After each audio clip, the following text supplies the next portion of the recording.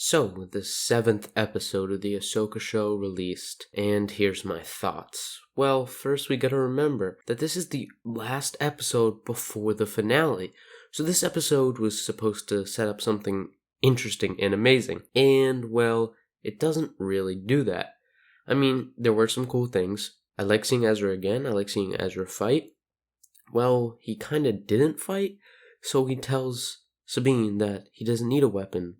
The Force is his only ally. And then he picks up a blaster and starts shooting stormtroopers.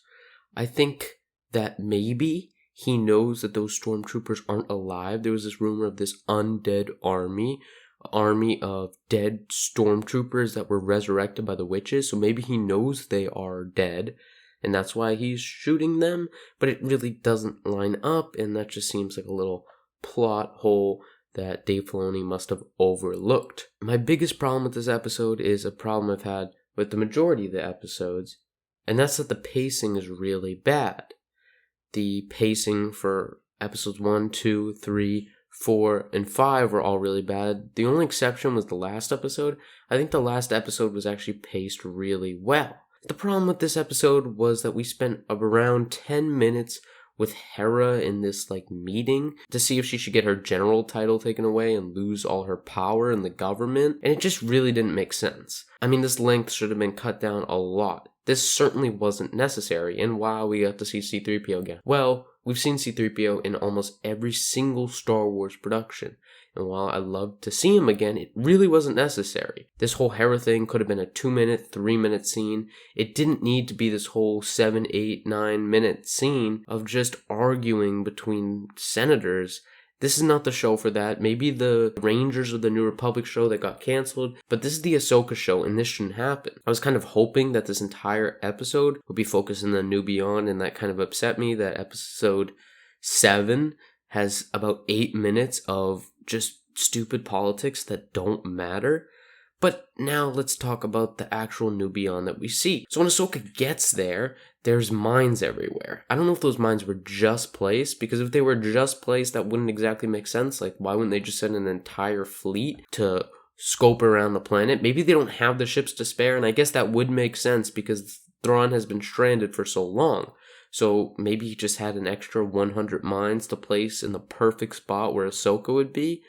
Or he placed mines everywhere. It doesn't exactly make sense, but I believe that Thrawn would have figured out some system to combat that, so I'm going to give Dave the benefit of the doubt on that one. So we see Baylan basically say to Shin that she failed as an apprentice, and I was really not thinking that this is how the story was going to go. Based off the last episode, it just seemed that he was going to teach her to be something greater than a Jedi and a Sith, to be something more, and they were going to go on this journey together. But it seems that when she needed him most in this fight, he just walks away, and he doesn't even have a plan to go somewhere. He just says, my path lies somewhere else, and then just fights Ahsoka.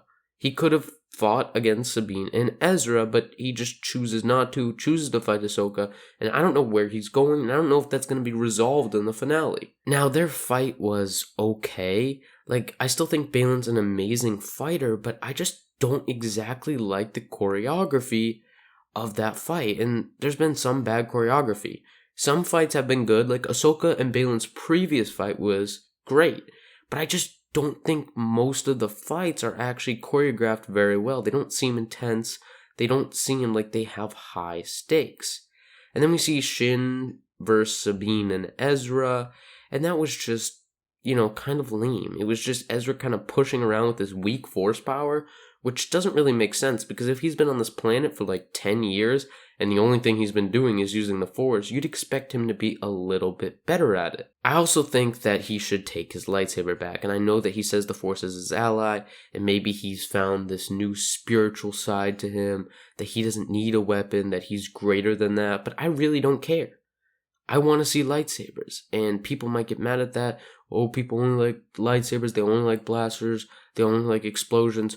That is what Star Wars is. Of course, Star Wars has a big story, and that has to come together. But every time there's action, it should involve lightsabers. Yes, we need a story, and I'm not denying that at all. A story is the most important part of Star Wars. A nice, cohesive story is what we need. But when a Jedi doesn't use their lightsaber, it gets annoying. It brings back Luke Skywalker vibes. When Ezra says he doesn't want his lightsaber, of course he didn't say it in that disrespectful way that Luke said it in The Last Jedi, where he just tosses it behind his back. Of course, Ezra had some respect to it, but I just think he should use his lightsaber. I'm sick of our heroes rejecting their weapon. If you remember what Obi-Wan said in Episode 2, this weapon is your life.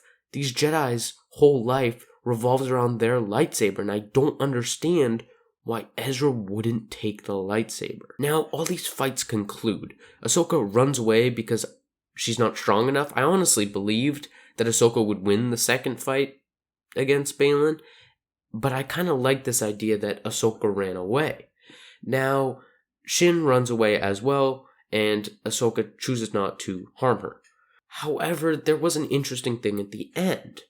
I mean, Ahsoka should be mad at Sabine. She clearly was mad at the beginning of the last episode where she said that Sabine made the selfish decision, blah, blah, blah. But she seems not to care. Maybe this is a conversation we're going to get in the finale, but everyone's just happy. I get it, Ahsoka seeing Ezra for the first time, but I just don't understand why everyone was so happy when Ahsoka should seriously be questioning Sabine's loyalty. Now, one thing I totally disliked is there's so many people on Twitter saying that, oh, Ezra was making too many jokes, he didn't take the situation so seriously, why was this so lighthearted? Maybe these people forgot to watch Rebels, but that's just how Ezra is. He makes every situation seem good, he always laughs, he always has a good time. So I just don't understand that. Now, Thrawn was pretty cool throughout this episode. He doesn't really do anything, he kind of just stands there. At the end, he says something that isn't very cool, while it may be true. He says, oh, well, we lost the fight, and we lost pathetically. However, we won the fight of time. The most important thing that Ahsoka needs is time, and she doesn't have time, and we're going to leave, they're going to be stranded. Haha, you all wasted your time. Like, that doesn't seem like the smart Thrawn that I remember, but that's not the point. This show didn't... this episode really didn't expand on everything. While I did like a lot of stuff, I did like seeing Ezra, of course, and always seeing Thrawn's great. I'm most invested in Balin. So while there were things I like, and I really like those turtle people or those crab people, like I'm not even kidding, I really like those people. And I really want to see how the society is and the life of the people who live on this planet and the life of the people throughout the New Beyond. I'm really interested in that. And I am totally down for a slower episode where we get to just explore. But this episode actually didn't explore anything. It didn't add any depth. So while it was pretty good and there was some cool action sequences with Ahsoka flying the ship, and there was almost that kind of forced dyad thing, which I don't like forced dyads, but it wasn't bad like that. It was more like the one in Return of the Jedi. So while there were a lot of interesting things, it just didn't hit. It didn't expand the story, and it really didn't lead to the finale. I mean, the heroes and villains are on two different stories. Thrawn's like, haha, we finally got them. And Sabine, Ahsoka, and Ezra are all just happy, like, hey, it's great to be together again. It just doesn't make sense. I'm excited for the next episode, but I just don't think this was the correct episode to lead into the finale. Let me know what you think in the comments below. Thanks for watching. Hit that subscribe button on your way out. Thank you.